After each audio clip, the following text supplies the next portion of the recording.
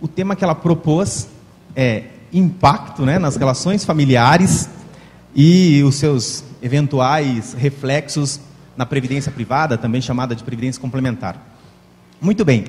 Aí quando eu comecei a estudar o evento, Melissa, falei, poxa, esse evento aqui, será que ela passou porque ela gosta de mim mesmo? Ou porque ela quis me desafiar? Qual será que é aqui o intuito? Ela quer forçar eu a estudar? E fiquei com a terceira opção. Falei, ela quer me forçar a estudar, é claro, e eu vou tentar aí garantir que seja passado com pelo menos um pouco de didática, né, ou de transparência o tema que ela colocou.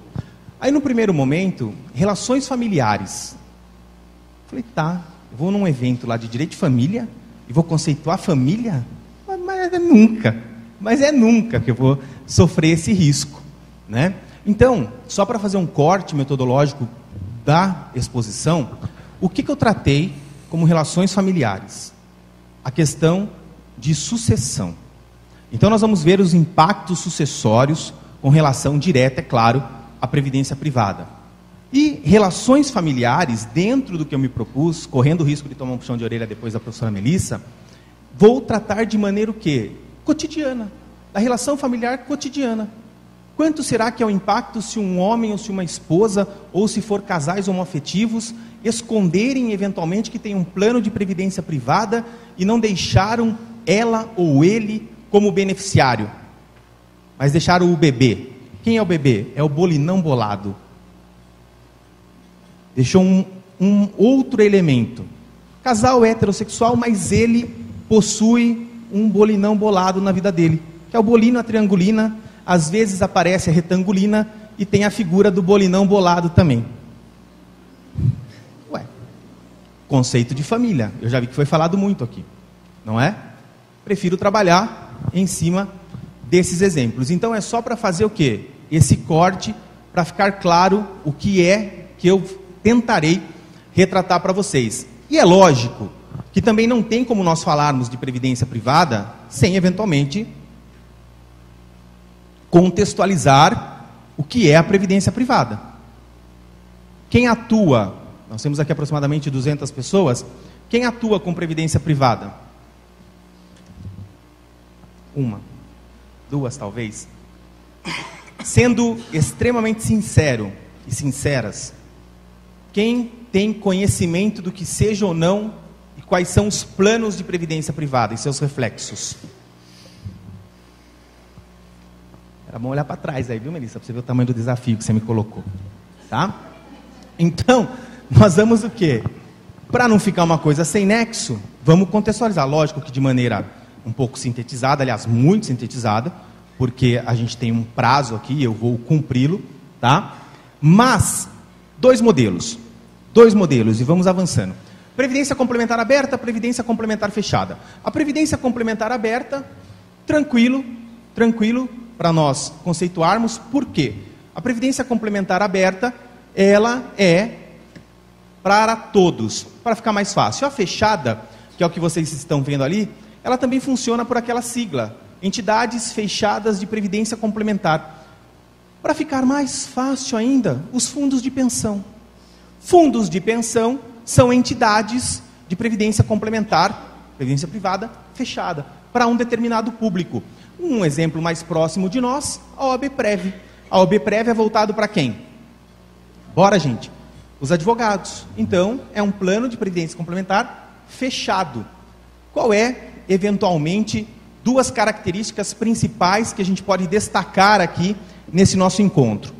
A previdência complementar fechada, os fundos, em princípio, então, eles não têm fins lucrativos, tá? E eles são constituídos exclusivamente, ali está a palavra, para empregados, mas na verdade para um público, para um determinado público específico. Tudo bem? E aí quando nós entramos na questão da entidade aberta, que são aquelas então voltadas para todos, não é? Aí muda. Muda em qual sentido?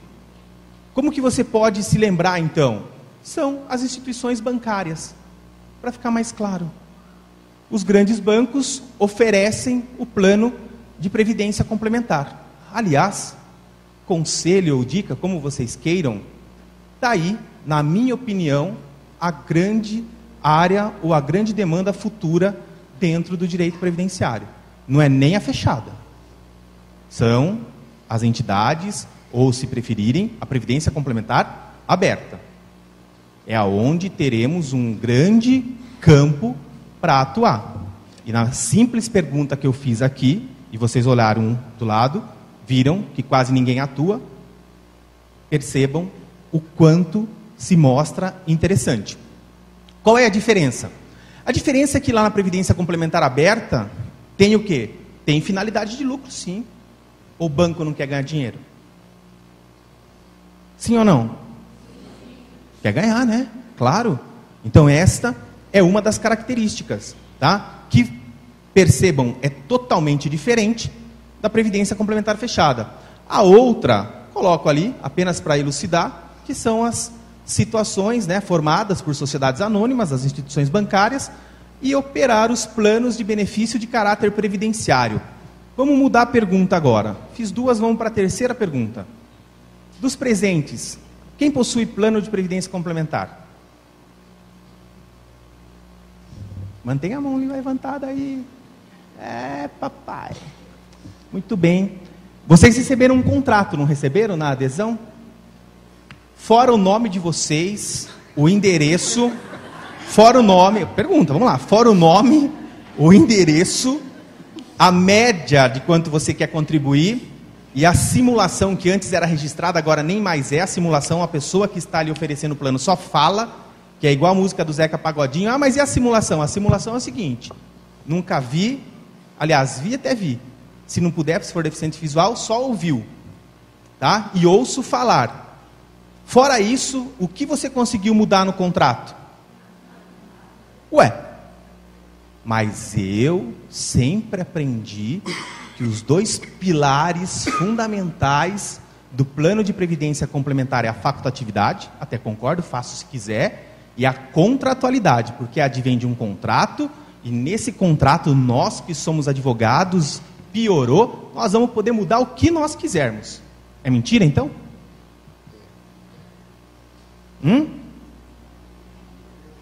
É mentira.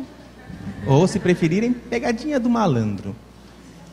Dificilmente, de maneira muito transparente com vocês, dificilmente na prática você vai conseguir alterar algumas cláusulas existentes no contrato. Aliás, 98% das cláusulas a gente não consegue alterar. Qual é o lado ruim disso? É a não alteração. Qual é o lado bom? No futuro virão problemas e essas pessoas procurarão vocês. Tá? Não é o objeto aqui, estou colocando apenas para que vocês reflitam sobre. Dessas pessoas que levantaram a mão, não vou pegar vocês, porque daí pode colocá-lo numa situação delicada. Eu ia perguntar, quantos de vocês indicaram um beneficiário que não é o beneficiário, talvez, pela sucessão hereditária dentro da legislação? Aí poderiam se entregar, então melhor eu não fazer essa pergunta. Aqui eu vou passar um pouquinho mais rápido, porque depois vocês vão ter o acesso ao material, é só dentro daquela proposta de contextualizar mesmo. A gente tem duas leis complementares, fora a legislação complementar também, e legislação ordinária, né, que regulamenta essas questões. As principais, ao meu ver, Lei 108 e Lei 109, não tem como você começar a atuar nessa área sem estudar essa legislação, tá? Quem que tem a obrigação, né, o poder de fiscalizar? Enquanto lá no regime geral nós temos a Receita Federal naquilo que recai a contribuição, temos o INSS com relação a benefício, né, os órgãos específicos lá, os setores específicos. Aqui, quando eu falo de fundo de pensão, previdência complementar fechada, quem é que vai fiscalizar? Previc. Se for aberta, quem é que vai eventualmente regular e eventualmente fiscalizar? SUSEP. Tá? Acho que vale a pena para vocês, caso tenham interesse, depois entrarem também no site, tanto da Previc quanto da SUSEP. Sempre tem bastante informação interessante lá, e dali vocês podem eventualmente, por que não, pescar algo que dará para vocês atuarem aí no seu dia a dia.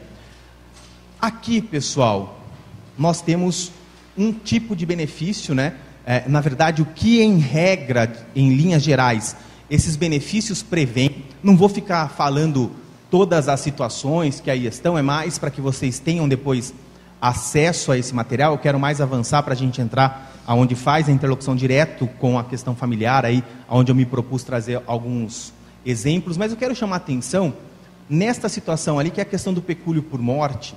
E eu destaquei ali, ficou um pouco ruim, mas está destacado ali, porque perceba, importância, o que é o pecúlio por morte? Então, importância em dinheiro pagável de uma só vez aos beneficiários indicados na proposta de inscrição. Queridos, queridas, imagina a situação. Qual é o seu nome mesmo? Perdão, doutor? Felipe. O senhor advoga, né? O senhor estava falando. Surgiu lá no seu escritório o seguinte, alguma pessoa revoltadíssima, porque ela relata que o marido dela falou, não, querida, fica tranquila, se um dia eu partir dessa, uma melhor ou pior, eu estou deixando um plano de previdência complementar de 5 milhões. Por um infortúnio da vida, esse cara morreu. Né? Morreu. E estava na operação pente fino.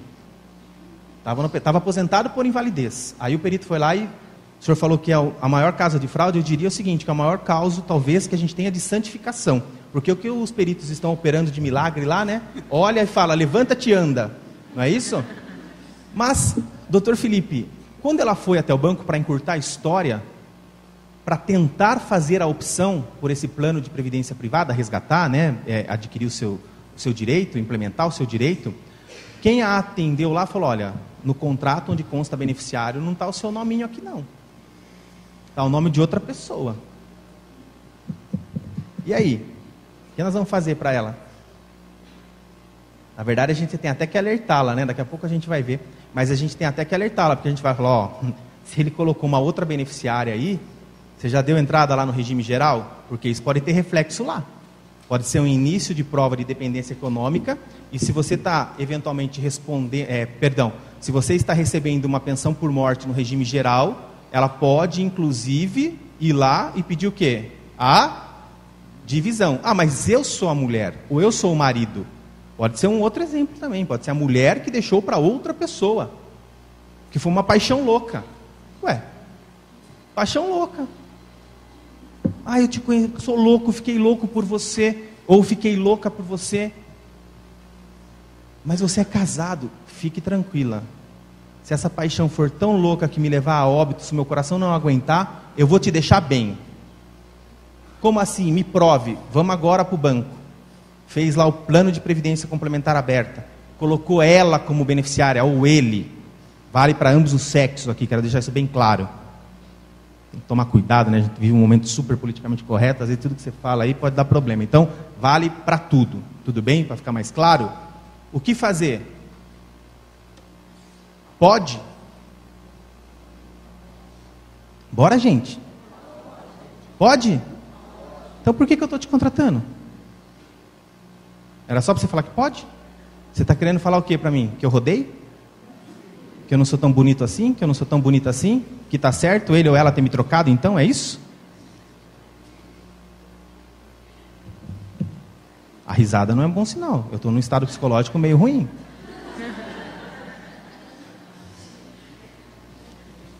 Percebam, essa discussão vai permear, aliás, permeia o presente e permeará o futuro.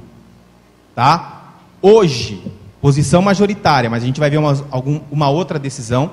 Hoje, posição majoritária é que sim, valerá quem estiver indicado no rol de beneficiário. Ah, mas e a sucessão trazida pelo Código de Direito Civil? Meu amiguinho, aqui é previdenciário. Aqui é uma outra situação, aqui é contratual. Se ele indicou como beneficiário, ou se ela indicou como beneficiário, outra pessoa que não guarda a relação com a situação hereditária, paciência.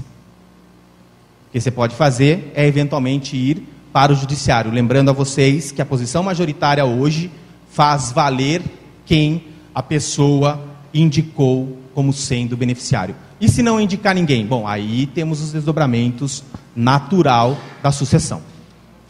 Beleza? Até nisso, vocês advogados e advogadas, dentro do que se vem falando muito, que é o planejamento, seja ele empresarial previdenciário, ou seja o planejamento previdenciário, que é voltado à pessoa física, vocês terão responsabilidade. Por que vocês terão responsabilidade? Porque essa pessoa pode ter, eventualmente, já um casamento, na qual ele já se divorciou, e está com uma outra pessoa, e não indicou ninguém lá como beneficiário. E ele paga a pensão. Se fosse no regime geral, e eu fizesse essa pergunta, pode ser que fosse mais tranquila a resposta. Teodoro, ele recebe pensão, ela recebe pensão no regime geral para fins de comprovação de dependência, é válido e tem uma possibilidade da divisão da pensão. Mas eu estou falando de plano de previdência complementar. Ele não indicou ninguém. Aí você vai ter que ter conhecimento o quê? Contratual, conhecimento da previdência complementar, né, da legislação, e conhecimento do direito civil. Está aí a questão, mais uma vez, da felicitação desse evento onde ocorreu essa interlocução entre as áreas. Então, na verdade, pessoal, por isso que eu estou falando para vocês que essa área é uma das que mais terão desdobramentos no futuro. Por enquanto, nós não tivemos a reforma, mas nós teremos. Sendo, mais uma vez, super honesto. Pode ser em novembro? Alguns dizem que sim, o cara já vai sair mesmo, quem ganhou já ganhou, quem perdeu já perdeu, e eles tentam fazer a reforma, acho mais difícil. Ano que vem vai ter? Se não for ano que vem, até 2020 nós teremos uma reforma na Previdência. Mas aonde eu quero chegar? Eu quero chegar que sempre que se fala em reforma, automaticamente já se vem algo no paralelo ali na estradinha lateral, dizendo, quem se preocupa, poupa. E quem se preocupa e poupa, poupa através de previdência o quê? Vamos? Previdência o quê? Complementar. Teodoro, você está trabalhando para alguma instituição financeira? Você está tentando vender? Não. Estou mostrando para vocês que existe um estímulo desenfreado à aquisição de planos de previdência complementar. E da mesma forma, nós teremos um sem número de problemas lá no futuro. E lá no futuro essas pessoas baterão no escritório de vocês. E aí vocês terão que estar preparados para atuar para essas pessoas. Esse é um caminho sem volta. É isso que eu estou querendo retratar para vocês dentro das problemáticas que nós trabalharemos. Aí eu tenho os tipos de plano de benefício. É lógico que eu fiz um corte também. Eu trouxe o PGBL, eu não vou falar tudo sobre o PGBL, só está aqui para expor, para vocês entenderem e compreenderem que existe essa questão, né, que existe esse plano. Aqui existem algumas características do PGBL, vou avançar um pouquinho. Existe uma data específica também, que vale a pena depois vocês darem uma olhada aqui no material. Vou dar uma atravessada, para chegar exatamente aqui, Perceba que eu coloco um tripézinho ali, né? Futuro, relações familiares e estabilidade. Essa estabilidade, eu poderia até desdobrar, pessoal. O que eu quis falar com isso? É a estabilidade emocional da família e sim, a estabilidade financeira, que envolve diretamente esta questão do plano sucessório. Por que envolve? Coloquei ali, lógico, destaquei a questão da aposentadoria tranquila, que é algo que a gente vê bastante nas propagandas, né? Buscando investir em planos de previdência complementar. Então, na verdade, o que se demonstra é o seguinte: você quer ter um futuro tranquilo, você tem que ter um plano de previdência complementar na sua família. É isso que vem se vendendo. Legal. E é lógico que nós brasileiros, nós não somos um povo educado financeiramente, com raríssimas exceções. Então, o plano de previdência complementar vai dar certo aqui sim. Porque sabe o que é, na verdade? Traduzindo em miúdos, é uma poupança forçada. É uma poupança forçada. E a gente está vendo um achatamento natural do regime geral. Veremos futuramente também um achatamento dos proventos garantidos em sede de regime próprio. Então vai ganhar importância essa questão, anotem o nome, do planejamento sucessório previdenciário. Talvez seja esse nome, talvez seja um outro, mas vai ter a ver com o que nós estamos retratando aqui.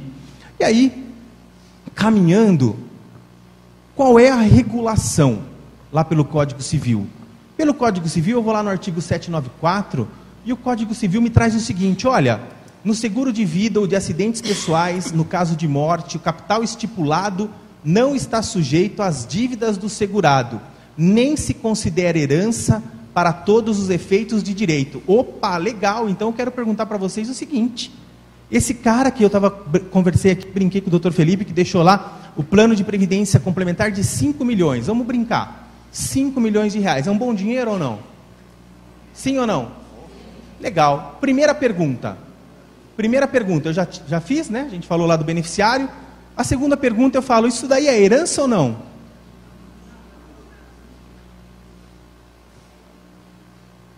Hã? Previdência complementar é herança ou não? Vai entrar no espólio ou não? Ou melhor, dentro daquela questão de estabilidade que nós falamos, né? Pensando em estabilidade lato sensu, de maneira mais ampla, a empresa, a atividade econômica dele não está indo legal. Aí o pouco que ele tinha, ele fez o seguinte, eu tenho 1 milhão, mas eu estou devendo muito, o que eu vou fazer? Vou pegar esse 1 milhão e porque alguém me falou que é impenhorável, e eu vou adquirir um plano de previdência complementar. Essa orientação está correta, meus queridos, ou está errada?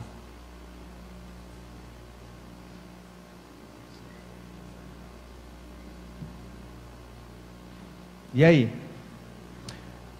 Previdência complementar é penhorável ou é impenhorável? Bora, pessoal. Não tem muito tempo não, tá me dando um nervo de ver aquele cronômetro, vocês não têm ideia. Hã? Você, como é seu nome, querida? Josânia. A Josânia diz o seguinte, olha, é penhorável. É penhorável. E aí? Fale, querida.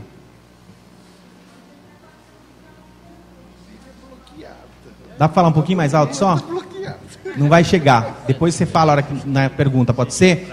Que não estou conseguindo ouvir. Aí é que tá. Quem falou? Avelino. Qual é a posição moderna, ou melhor, a posição atual do judiciário? Em princípio, é impenhorável. But, ou se quiserem, salvo casos específicos, ou melhor ainda, é impenhorável, mas se fará a análise individualmente, caso a caso. Se ficar provado que foi eventualmente para fraudar credores, meu amiguinho, acabou a impenhorabilidade. Vou falar de um exemplo, é apolítico que eu vou dizer, quero deixar isso muito bem claro, mas é um exemplo que se tornou uma notícia notória.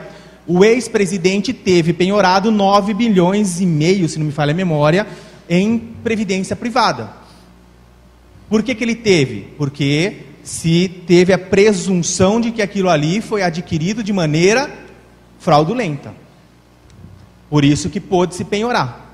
Tudo bem? Então qual é a posição? Em princípio, não se penhora. Mas, se ficar claro que for para tentar eventualmente fraudar credores, ou mesmo enganar dentro, entenda enganar também, aí sim, estrito senso, enganar dentro da relação familiar, também é possível a não empenhorabilidade desse plano de previdência, tá? Caminhando, entra a questão do planejamento sucessório que nós já vimos.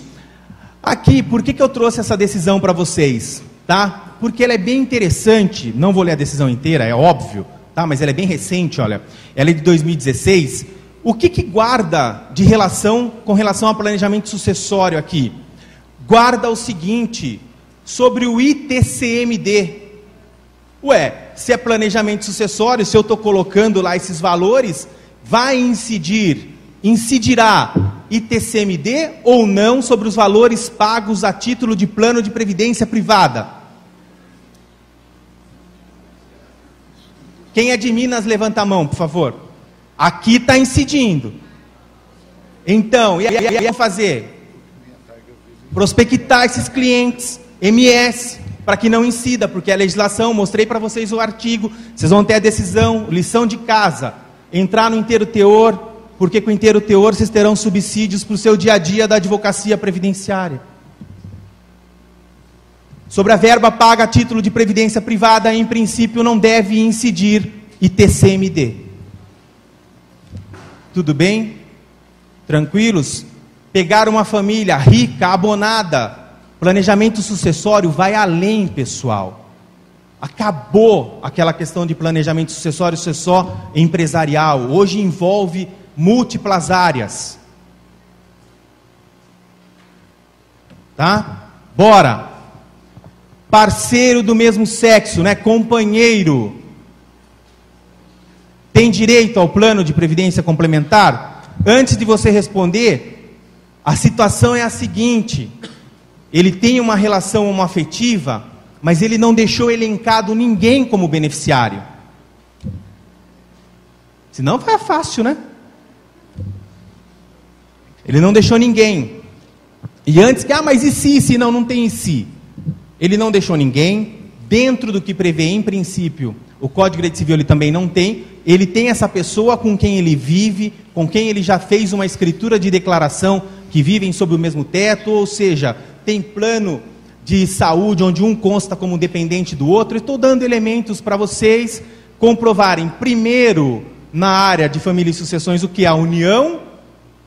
Bora, gente, a união estável, e depois vocês entrarão, requerendo esse plano de previdência complementar para o companheiro. E aí sim, o judiciário vem se mostrando favorável também a esse tipo de situação, tá? Uma decisão que ela remonta a 2010. Por que eu coloquei a de 2010? Alguém poderia falar, xingar, brigar com a Melissa, você traz o professor que traz decisão antiga. Não, é que essa decisão foi um marco sobre o assunto.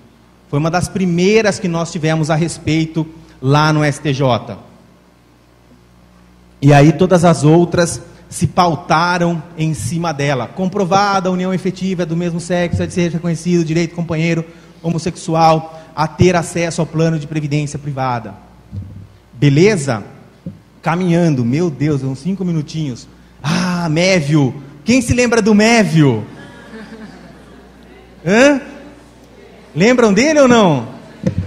Eita, nós, hein? Tá feliz a mulher ali, né, Melissa? Mévio detinha um plano de PGBL e indicou sua companheira como única beneficiária. Ocorre que Mévio morreu. E agora sua família questiona o judiciário, alegando que os valores depositados a título de PGBL devem constar do espólio e ser dividido entre os herdeiros. E aí? Chama Tício? Ou chama Caio?